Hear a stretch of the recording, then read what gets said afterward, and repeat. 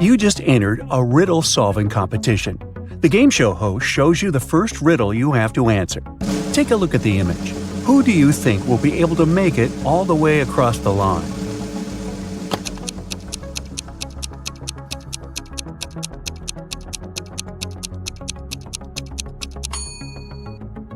Let's face it, it's the man on the left. Even though it looks like he's having a hard time carrying such heavy things, the weight is evenly distributed between his two hands, so he'll probably make it through without any problem. For your next challenge, the game show host shows you a picture of sinking boats. Which boat do you think will sink first?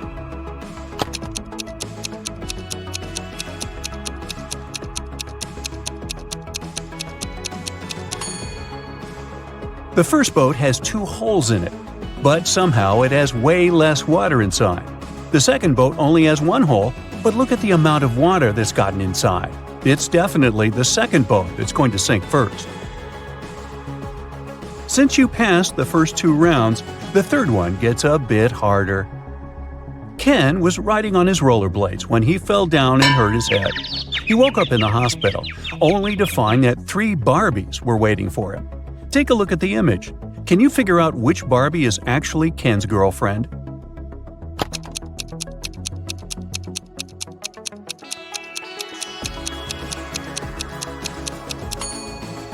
This is a tricky one. It can't be the third Barbie, because the real Barbie would never wink at Ken. It's usually him that does the flirty things. It's also not the second Barbie, because she would never put on makeup in front of him. So this leaves us with the first Barbie, who must be his girlfriend. The Finn is a famous hostel in Spain. It's especially famous for its fun showers. But hey, something doesn't look right in this image. Take a look and try to guess what it is.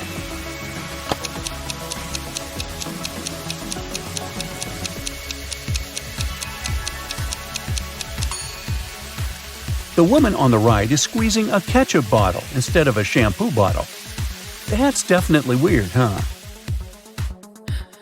For the final rounds, the host picked out a few written riddles for you. The first one is, I speak without a mouth and hear without ears. Am I a microphone, a phone, or an echo? What would you say?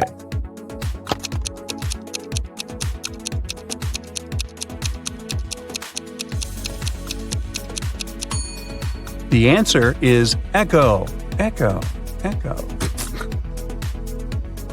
I'm not alive, but I can grow. I don't have lungs, but I need air. What am I? A tree, fire, or clouds?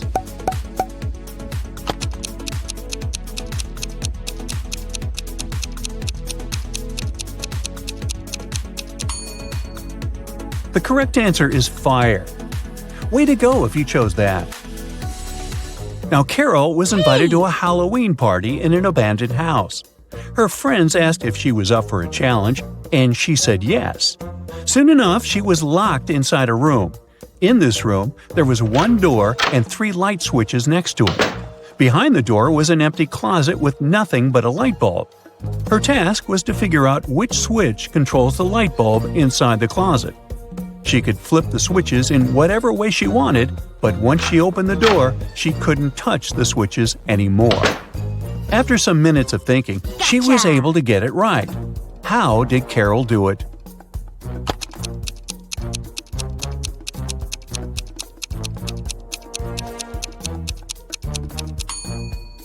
Okay, let's go step by step. She flipped switch number 1 and then waited a few minutes. She flipped it back to off and then immediately flipped switch number 2. Then she opened the door and checked the light. The bulb was off, so she discovered that it wasn't switch number 2 that controlled the light. So she decided to touch the bulb to test if it was hot or cold. If the bulb had been cold, that would have meant that switch number 3 controlled it. But the bulb was hot, so that meant that switch number 1 controlled 1. Way to go, Carol! To get back to the party, Carol had to solve another riddle. There were 2 hourglasses in front of her. One hourglass measures 7 minutes, and the other one measures 4 minutes. She needed to time 9 minutes using both hourglasses. How could she do it?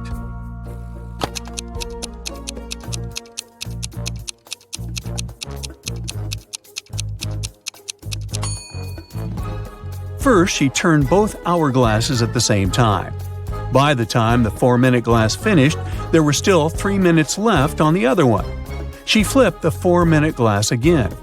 When the 7-minute glass was empty, there was 1 minute left on the other glass. And once the 4-minute glass emptied again, there was 1 minute's worth of sand at the bottom half of the 7-minute timer. She flipped it over again, so there was 1 minute worth of sand on the top of the glass. And when the 7-minute timer finally emptied again, 9 minutes elapsed in total. Anna sat down to watch her favorite TV show. She made some popcorn, turned on the TV, and nestled comfortably to binge-watch an entire season. Her cat Pepper sat down next to her, but after 5 minutes of screen time, Anna suddenly passed out. Look at the image. Can you guess what happened there?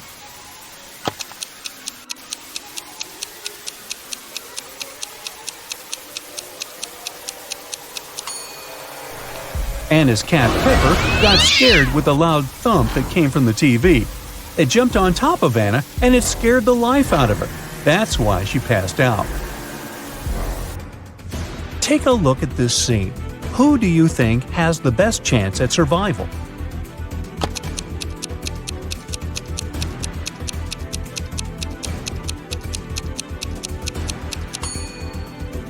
The two guys look pretty stuck in there, but the woman on the right might have a chance. The rope looks a bit loose around her body.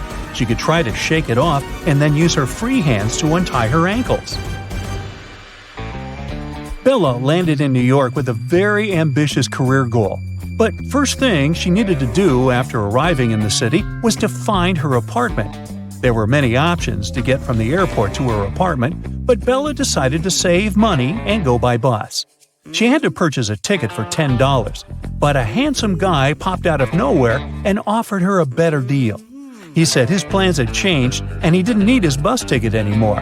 He offered to sell it to her for $6. Bella agreed and gave him the money, but it turned out to be a big mistake. Why?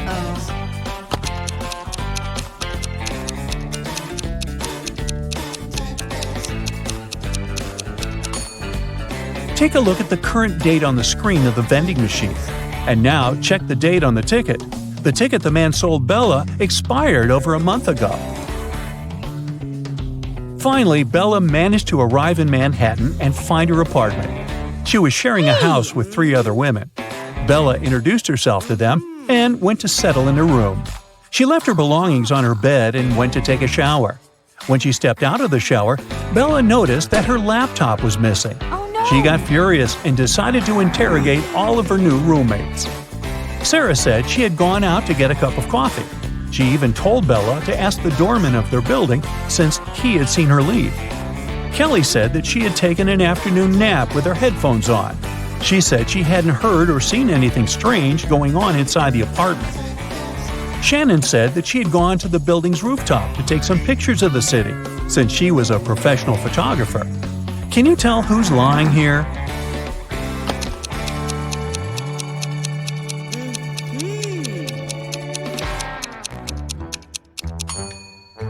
It's Shannon. Uh-oh. If you notice the sign on the lobby, the building strictly prohibits people from accessing the rooftop.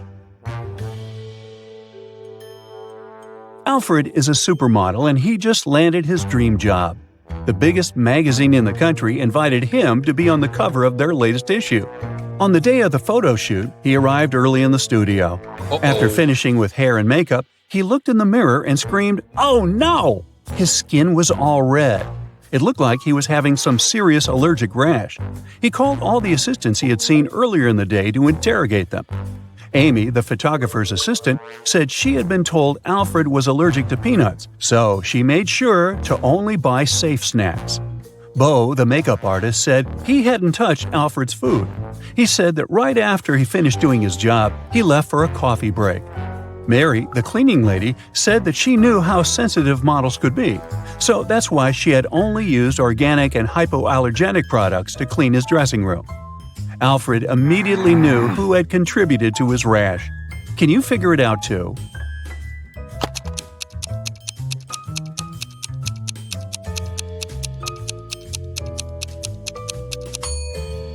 It was definitely Uh-oh. Bo. Sure, he didn't have access to Alfred's food, but he was the only one who touched Alfred's face that day. Liv was recording a dance routine for her social media page when a huge portal opened up and swallowed her whole. The next thing she knew, she was stuck inside a big cavern. Out of the blue, a great genie appeared. He told her that she would only be allowed to leave if she figured a way out by herself. As soon as he disappeared, she saw that there were 3 buttons on the wall. There was a red, a yellow, and a green button. On the floor, there was a note that read TDUPT, RNOR, EHEB, and SST. She clicked one of the buttons and managed to open a door on the wall. Can you guess which button she chose?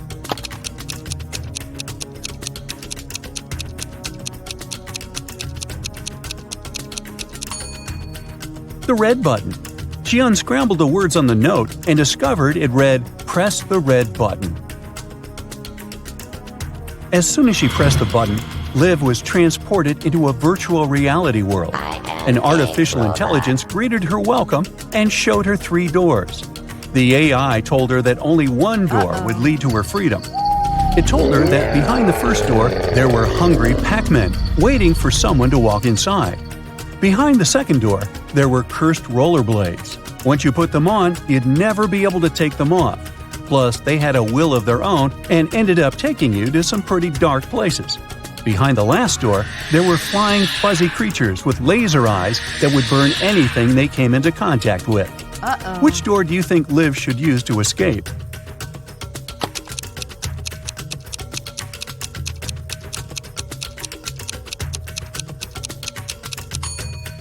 Well, she should pick the second door, because she wouldn't be obligated to put the pair of rollerblades on. She could walk past them and straight to her freedom. During the time she was gone, Liv noticed that someone had stolen her laptop. It had all her social media content on it. She figured it must have been one of her roommates, so she decided to take a look around the house and try to find it. Look at these images. The first room belongs to Jill, the second one belongs to Rachel, and the third one belongs to Amy. Can you figure out who stole Liv's laptop?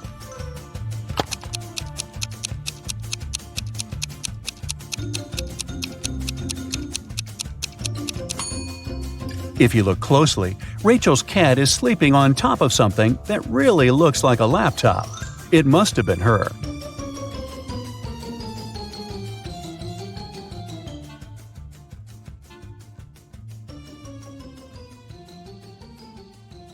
Sammy was visiting her grandmother during Halloween. When her grandmother went to get groceries for their Halloween dinner, Sammy started hearing strange noises from the attic. He got curious and wanted to find out what was making them, so he climbed there. He noticed that a big wooden box was glowing. He went to open it, but it was locked. Luckily, his grandmother was a bit forgetful, so she left some clues around the room. Can you help Sammy figure out the digit passcode?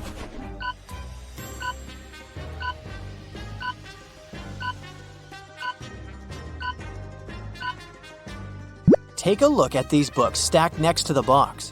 Did you notice that these 4 books have numbers instead of titles on their covers? Those must be the numbers he needs to open the box. So the passcode is 4203. After Sammy opened the box, he started hearing the whispers again. They were coming from the strange book that was in the box. The book was saying, "Open me, but to do that you need to answer the riddle on my cover. In the sun, I dance and play, but in the dark, I fade away. I'm not alive, yet always near. What am I? Can you tell me, dear?"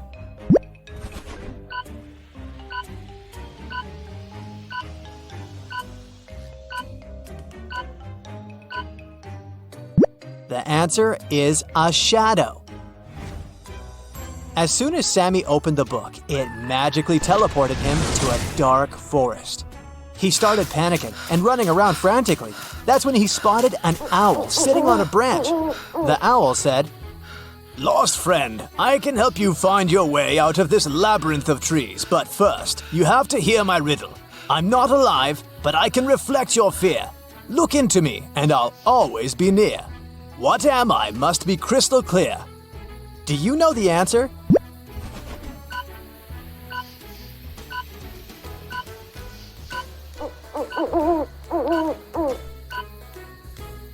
It's a mirror. The owl guided Sammy to a wizard's cottage. Then, Sammy explained his situation to the wizard and convinced him to help. There was only one spell that could send Sammy back to his world, and it was in a magic book that was stolen from an evil witch.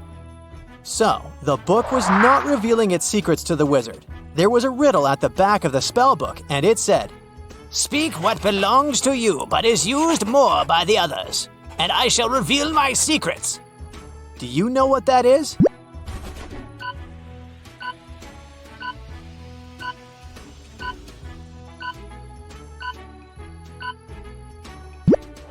It's your name.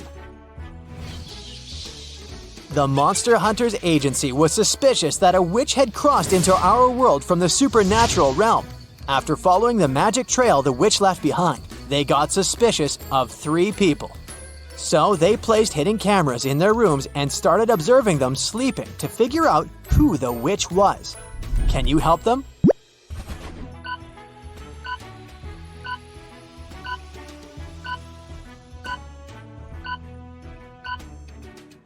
Okay, each of these people has something in their rooms that indicates they might be a witch. But take a look at the broom inside the first lady's bed. But first of all, it's made of plastic. And it also has a label on it, which means it was bought from the store. The third lady is wearing a glowing amulet.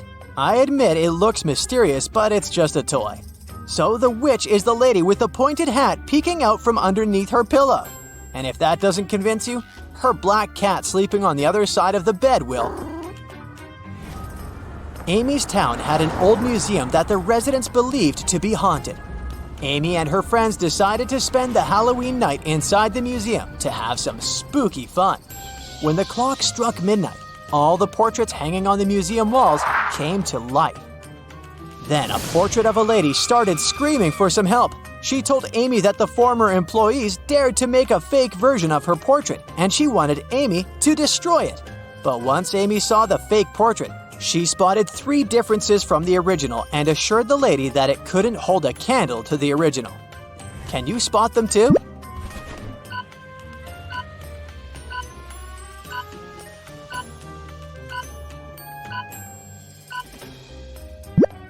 The pendant on the lady's neck, her lipstick color, and the ribbon on her hair are different from the original painting. The spooky traveling circus company was going to visit Evelyn's town to put on a Halloween show, and she really wanted to go. But they were only offering a few tickets to the people who could answer their riddle correctly. With fur as dark as the midnight sky, it's often seen as an omen, oh my! In superstitions it takes its place, a witch's companion with mystery and grace. Can you tell what this is?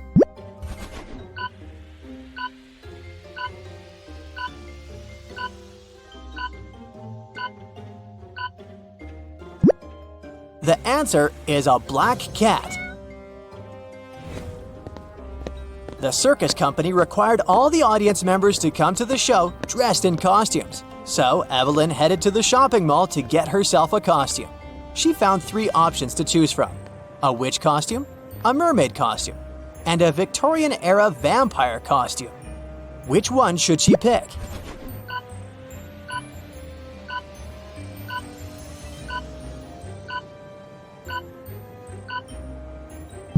Take a look at the back of the witch costume. It says it's made out of paper, so it'll not be a good idea to wear that. And the mermaid costume is all teared up at the back. So she should choose the Victorian-era vampire costume. It may look bloody, but it sure fits the theme. It was finally Halloween, aka the day of the show. Evelyn headed to the circus tent to wait in line to enter the venue.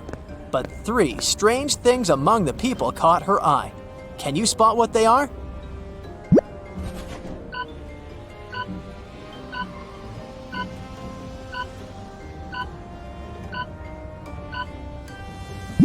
Look at this guy waiting in the line. His feet are not touching the ground. He's floating. Evelyn also saw her friend Edward waiting in line. As they started waiting together, she learned that Edward's ticket was from the first row and they wouldn't be sitting next to each other. When the circus manager overheard them talking, he suggested that he might be able to change Evelyn's seat. Then he brought 3 chests, put the new ticket into one, and told Evelyn to follow it. If she was able to tell which chest the ticket was in by the end, he would give it to her. So, watch the manager move the chests and help Evelyn win the ticket.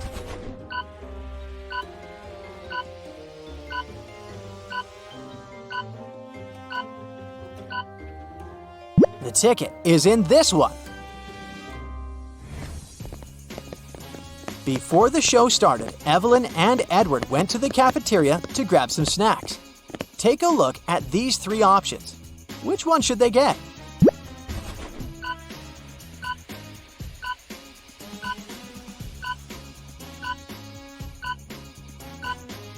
Take a look at the date that's written on the potato chips package. According to it, the chips expired in 1980, so that's a pass. And take a look at the small note below the ice cream. It says it's earwax flavored. Nobody wants to taste that, so they should pick the popcorn. The gooey thing on top of it is just caramel sauce. The show finally began. The first performer was a magician, and his first trick, he teleported from the right side of the stage to the left side. But Evelyn saw right through his illusion and figured out how he did it immediately. Can you?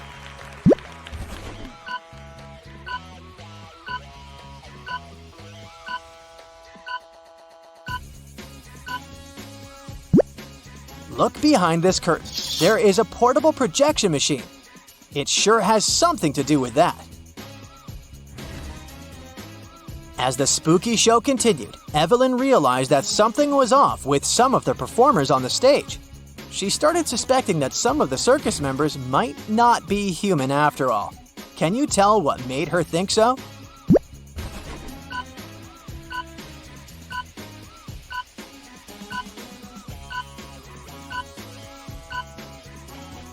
Take a look at the singer first. She has gills at the sides of her neck. Secondly, did you notice the yellow, long, sharp nails of the juggler? And lastly, the rope walker has a tail at the back. Once the show was finally over, the circus manager came to the stage and said, "Ladies and gentlemen, we've been lying to you. You see, we're actually creatures of the underworld and we came here to steal your souls. All the exits in our tent are magically sealed, so you can't escape. Only those who know our riddle correctly will be freed. I have a mouth, but I can't speak. I run, but I can't walk. What am I?" Can you help everyone escape?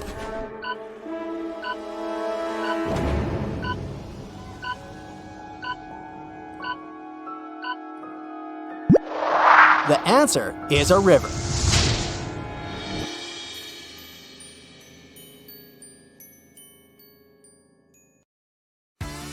Mensa is a society for people with high IQs. Let's solve some challenging puzzles and test your IQ. We are at a birthday party and playing a fun game called musical seating.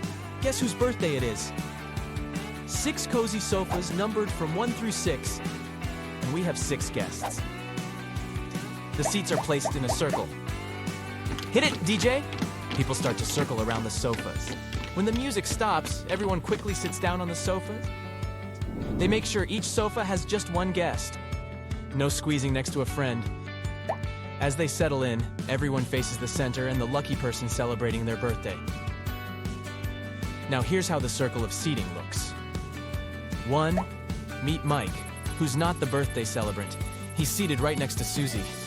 But don't expect Susie to be gazing at the birthday person. She's not seated directly across from them. 2. Julia, on the other hand, makes sure she's not cozying up next to Yuri. 3. Nat is a pro gamer and gets seated first. 4. Victor is 2 seats to the right of Julia. 5. Yuri, meanwhile, makes sure he's at least a couple of seats away from the birthday person. The million-dollar question is, whose special day are we celebrating today?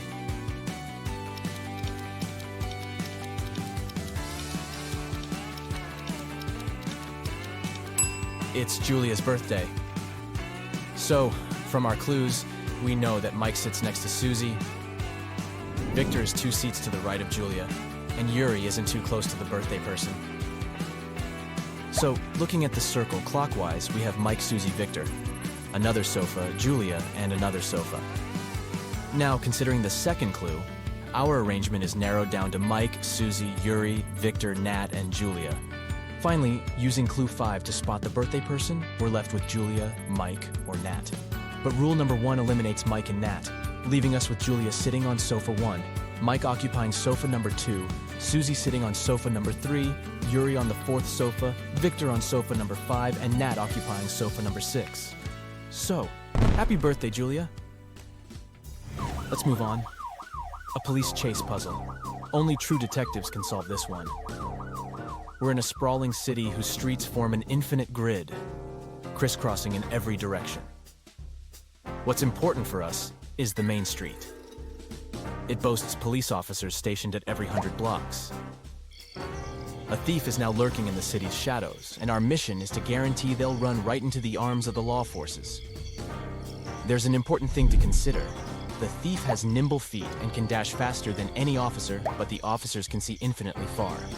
Think of these as their superpowers. Oh, and both the police and the thief are in the street at all times. Think about your strategy.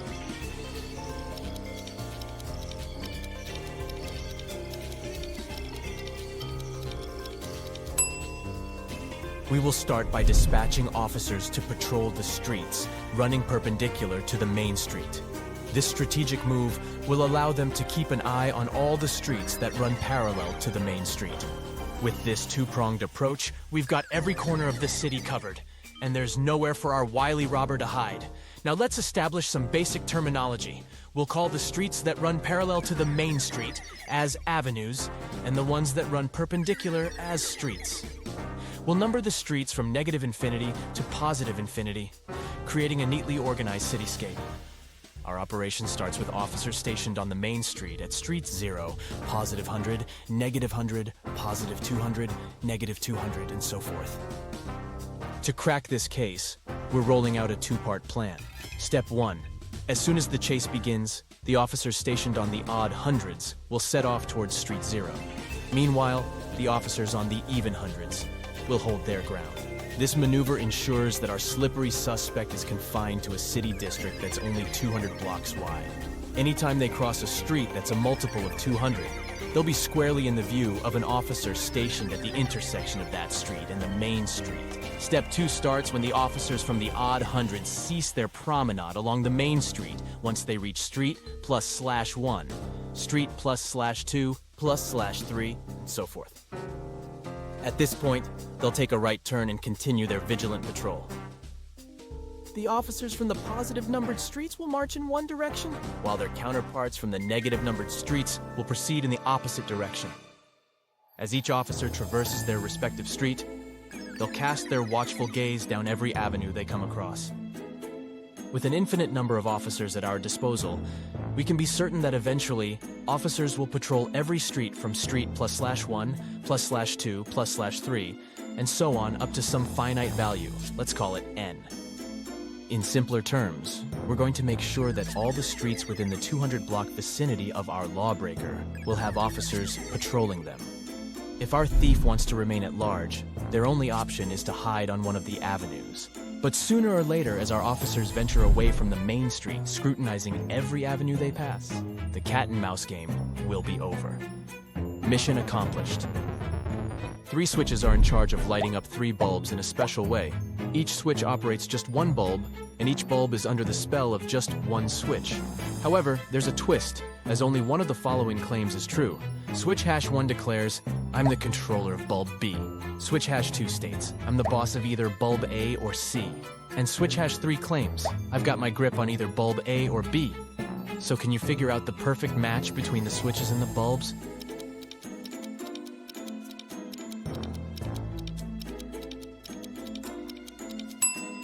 If you said switch #1 goes with C, switch #2 gets on with B, and switch #3 pairs up with A, then you solve the puzzle. The key is that only the last statement is true. If the first statement was true, then the other two would have to be false. This would create a problem because switch #1 would have to control both B and C. If the second statement told us the truth, switch #2 would control A or C, leaving bulb B in the dark. This isn't allowed. Lastly, if the third statement was true, then switch #3 would control A or B, making switch #1 control A or C, and switch #2 control B. This arrangement works. Voila. The first two statements are not true. The next puzzle is a morning dilemma. This one is from the Department of Physics of Oxford University. So you're running late for work, but also craving a caffeine kick. You pour yourself a steaming cup of black coffee, but it's hot to handle. How can your cuppa cool down more effectively? You have two options. You can go all in, adding milk right away, and then patiently twiddle your thumbs for a few minutes before taking a sip. Or you can play it cool, letting your coffee sit for a few minutes and then swoop in with the milk just before that first sip.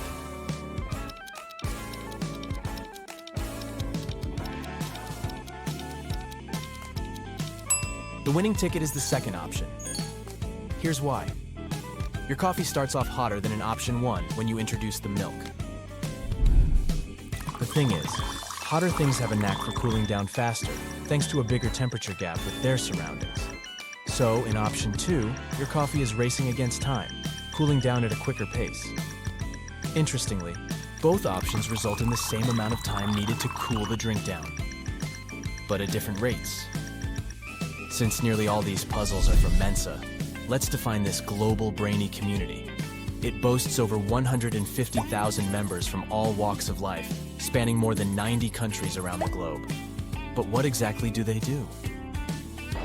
Imagine a bustling place where members dive into the intellectual deep end through captivating lectures, enlightening journals, and special interest groups. Joshua and Jeremy were going on a hiking trip to Adventure Mountains. They were about to leave their room to catch their train, but there's something wrong here. Can you spot the oddity?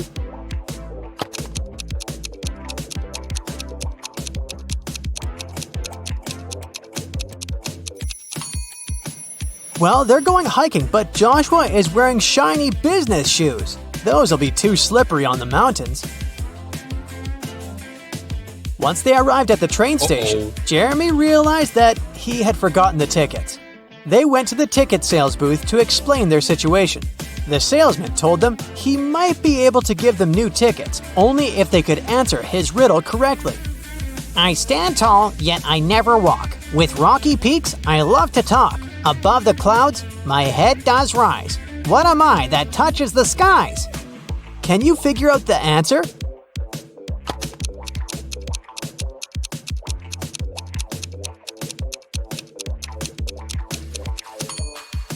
It's a mountain.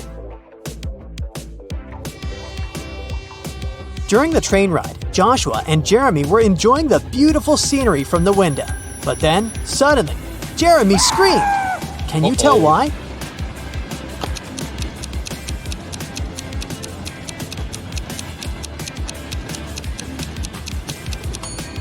Take a look at the birds flying in the distance. Were you able to spot the small dragon flying with them? Well, Jeremy did. Joshua and Jeremy finally arrived at their destination. Before they started climbing up, they wanted to make sure their water bottles were full for the entirety of the hike. They saw 3 different drinking fountains from where they could fill their bottles. Take a look at them and tell me which ones they should pick.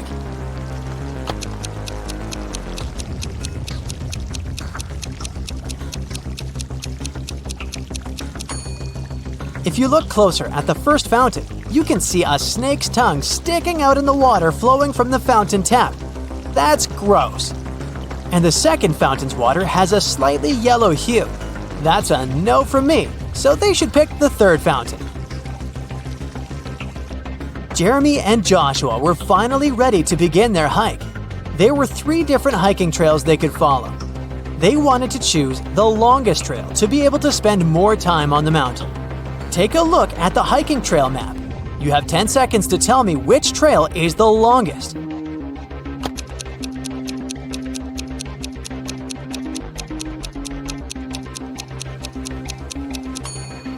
It's the second trail. During their hike, Jeremy wanted to take some photos for his social media account, so they decided to go off-path, deep into the forest. But suddenly, an elf stopped them and said, I am the guardian of this forest. I won't allow you to walk any further. Unless you know the answer to this riddle. I have cities but no houses, forests but no trees, and rivers but no water. What am I? Do you know the answer?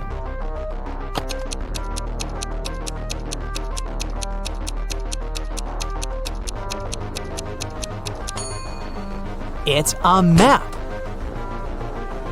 It became dark before Jeremy and Joshua could get back on the hiking trail. They decided to spend the night in the forest, just in case. Can you help them pick which tree they should build their tent under?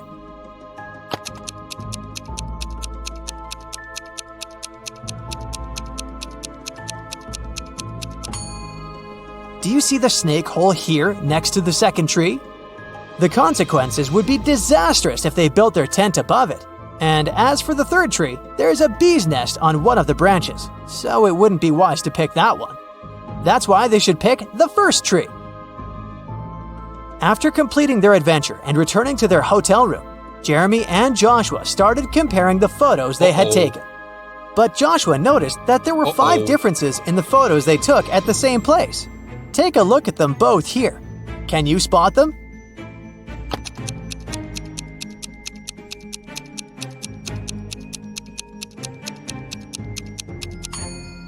In the first photo, the mountaintop view is covered with snow, but that's not the case in the second photo. Secondly, the logo that Jeremy's t-shirt has in the first photo is different in the second photo. Thirdly, in the second photo, a pair of glowing eyes can be seen in between the trees, which doesn't exist in the first photo. Creepy. As for the fourth difference, in the first photo, Joshua is holding 2 of his trekking poles. But in the second photo, he's only holding 1. And lastly, in the first photo, there are 2 cable cars riding to the top of the mountain. But in the second photo, there's only 1. Arya's favorite pop star, Peyton Swiftly, was coming to town to give a concert, and Arya really wanted to go. Unfortunately, tickets were sold out very fast, and Arya couldn't get one.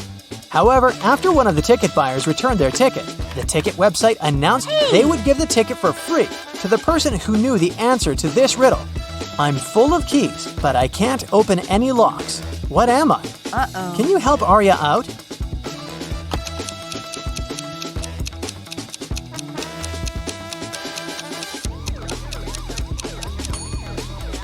The answer is a piano. Elsa was working at the HR department, and she was going to interview 3 candidates for the company's project manager position. But as soon as Elsa greeted them, she noticed that one of them was not human. Can you tell who?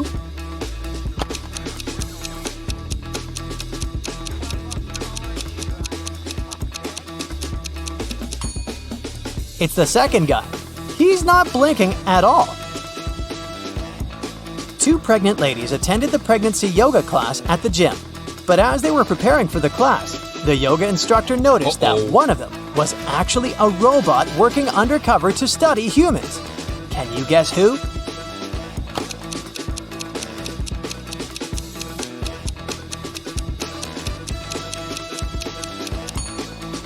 The second lady is holding an inflatable fitness ball. The weight indicated on the ball is probably just a joke because air cannot weigh that much. Meanwhile, the first lady broke the scales. She's very petite despite being pregnant. If she was a human, her weight wouldn't be able to break these scales. Brandon finally convinced his dad to give money to him to go camping with his friends, with only one condition. He wanted Brandon to send him a photo from the camping trip every day. But the first day he sent him a photo, his father could tell that Brandon lied to him, and he didn't go camping at all. How did he know?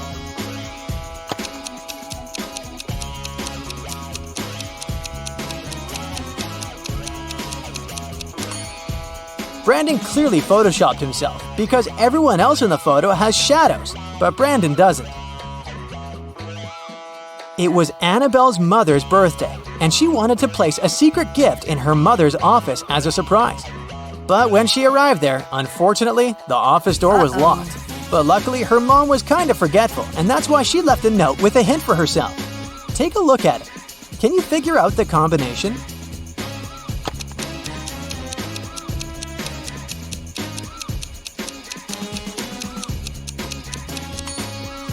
Each number is the number of lines in the respective letter. There are 3 lines in the letter K. There are 2 lines in the letter L. There are 4 lines in the letter E, and there is only 1 line in the letter I. So, following the same logic, there are 4 lines in M, 2 lines in V, 3 lines in Z, and 3 lines in F.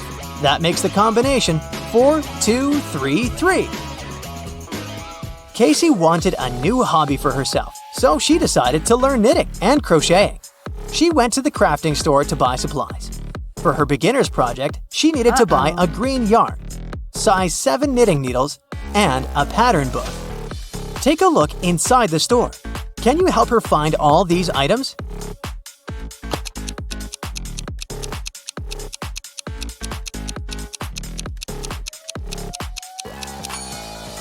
Here's the green yarn, here are the number 7 knitting needles, and here is the pattern book.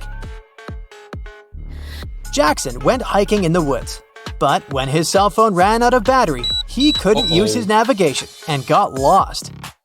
He walked for hours and started to feel exhausted and hungry. Luckily, he finally came across a farmhouse with lots of apple trees. He wanted to pick an apple and rest there while he ate it. But then, suddenly, the owner of the farm stopped him and said, "This is private property. You're stealing my fruits. But I'll let you eat that apple if you can answer my riddle correctly. I can fly without wings. I can cry without eyes. Wherever I go, darkness follows me. What am I?"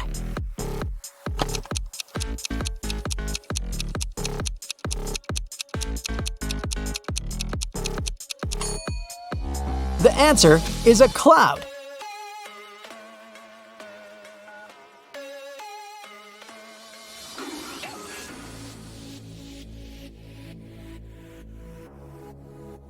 Molly, Holly, and Sally are going to the prom in a fancy limousine, but the car breaks down on the way.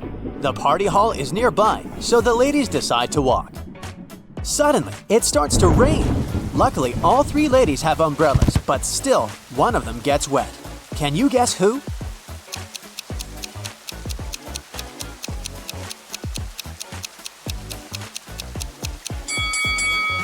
Holly. Her skirt is wider than the diameter of her umbrella. Finally, the ladies arrive at the prom. All of their friends look very elegant and fancy. Leah is wearing very expensive designer shoes. Bella carries a Chanel bag. Alice is taking selfies with the latest smartphone.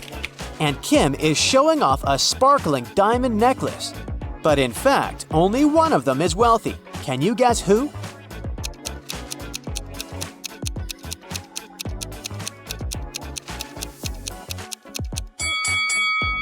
Take a closer look at the logo.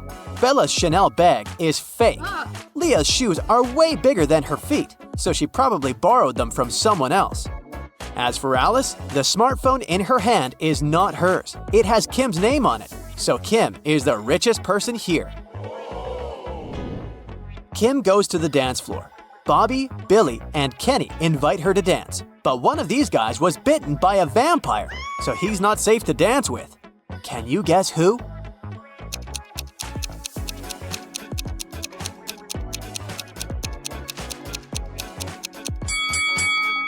Bobby has a red mark on his shirt, but it's just lipstick.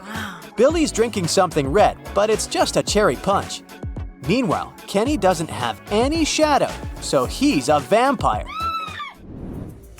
Kim goes to the ladies' room, but all 3 stalls are occupied. There's a robot inside one of them. Can you guess where?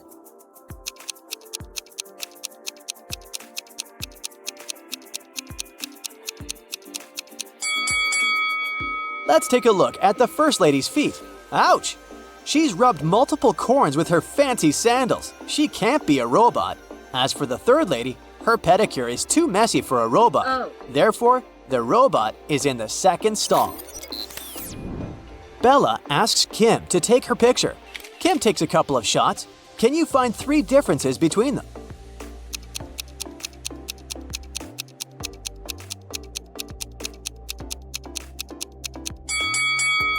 Here they are. Kim goes back to the party and spots a runaway criminal among the guests. Can you see this person too?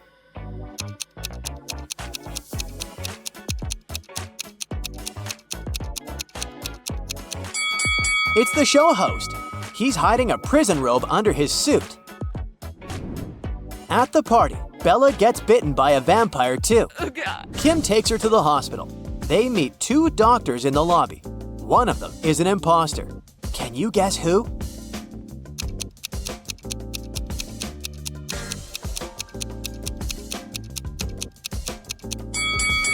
Real doctors wear gloves, and the woman on the right doesn't wear any. Bella gets into a hospital ward with 3 other people. One of them is not sick. Can you guess who?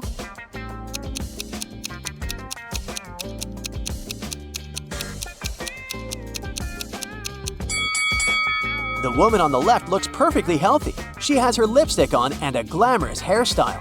Although her arm is broken, it doesn't mean that she's sick. Kim comes home from a long day. She's very excited to treat herself with a bubble bath. She's been dreaming about it all day. But someone used up all her bubble foam. Kim interrogates her family members. Father says, "I spent all day at the garage repairing my old car, and I haven't visited the bathroom yet." Mother says, "I was feeling sick all day, so I didn't pay any attention to your beauty products." And Kim's brother says, "It wasn't me who took your bubble foam, but I think it was Mom." Who did it?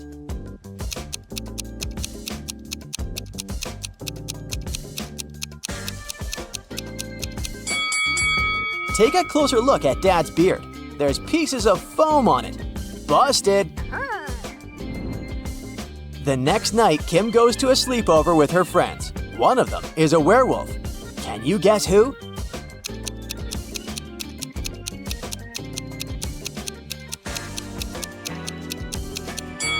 This guy is a werewolf. Take a look at his claws. Oh no. Kim puts some cash in a stash in her room and leaves for Granny's house. In a couple of days, Kim returns and realizes that someone had stolen her money. How did she guess?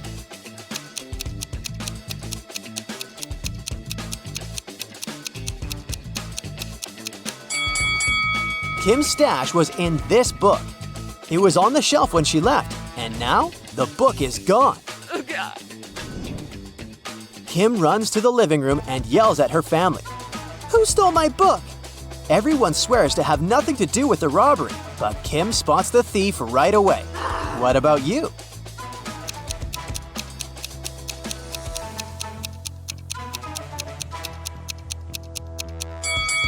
It's the brother. He used the book as a stand for his PlayStation. Kim is watching a TV program about risky sports. Oh. Can you help her guess which guy has a better chance of survival? Oh God.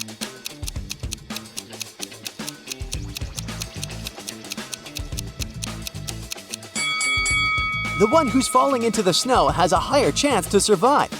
Hitting the water can be tough, and he still needs to get out of the ocean. Kim's dad wants to buy a boat. His agent arranges a meeting with 3 people. Each tells a brief story about their boats.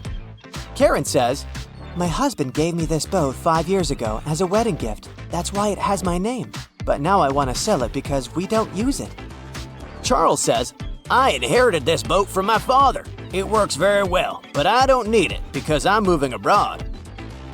And Liam says, "I built this boat on my own, but now I'm building a bigger one, so I'd like to sell it to get some cash."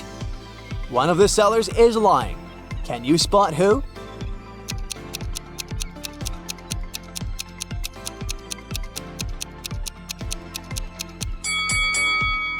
Take a closer look at the first boat. Its name is Karma, not Karen. Therefore, she's a liar. Oh.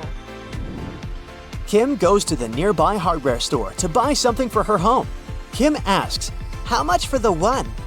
The shopkeeper replies, It's $2. Then Kim asks, "How much for 11?" The shopkeeper replies, "It's $4." And finally, Kim asks, "How much for 100?" And the shopkeeper replies, $6. What is Kim buying?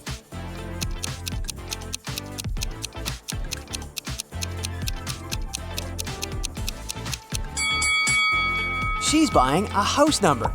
Each digit costs $2. Kim's cat, Fluffy, ran away. She's been looking for him in a forest all evening. Finally, she gets tired and heads home. But suddenly, she sees a witch's house on the way. Kim enters and faces the witch. Fluffy is sitting on her lap. The witch says, I'll release your cat if you crack my riddle. I have two besties who are identical twins. Emma was born in 2003 and Gemma in 2004. "How is it possible?"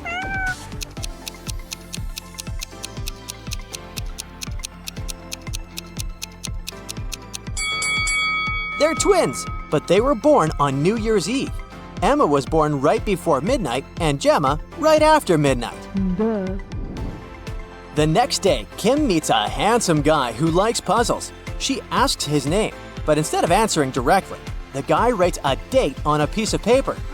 Can you help Kim figure out his name?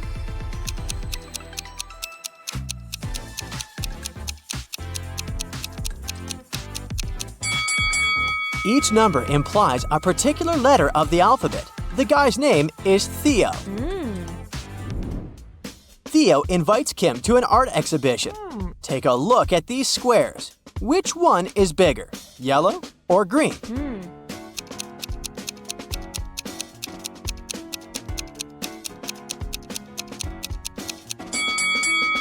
All these black and white squares usually confuse perception, but it becomes obvious that the green square is larger than the yellow one if we put them away. Kim asks Theo, "What month were you born?" He replies with 4 emojis. Can you guess the month?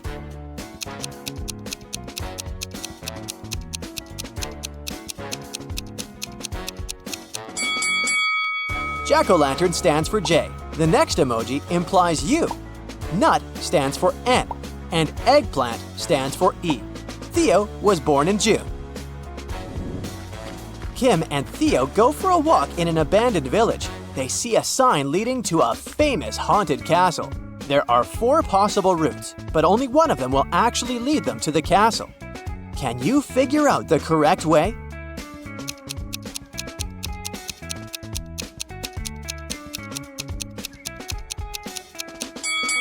It's way easier to untangle this maze if you start drawing from the final destination.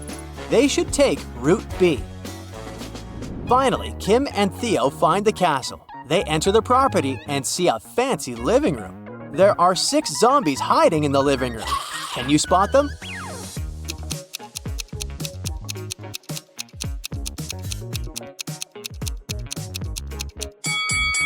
Hello!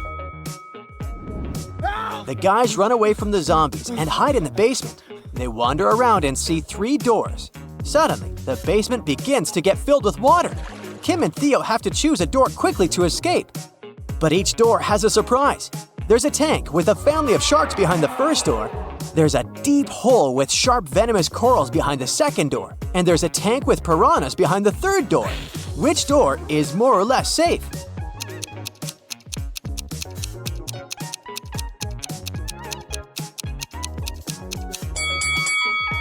The second door. The basement is full of water, so they can swim over the corals.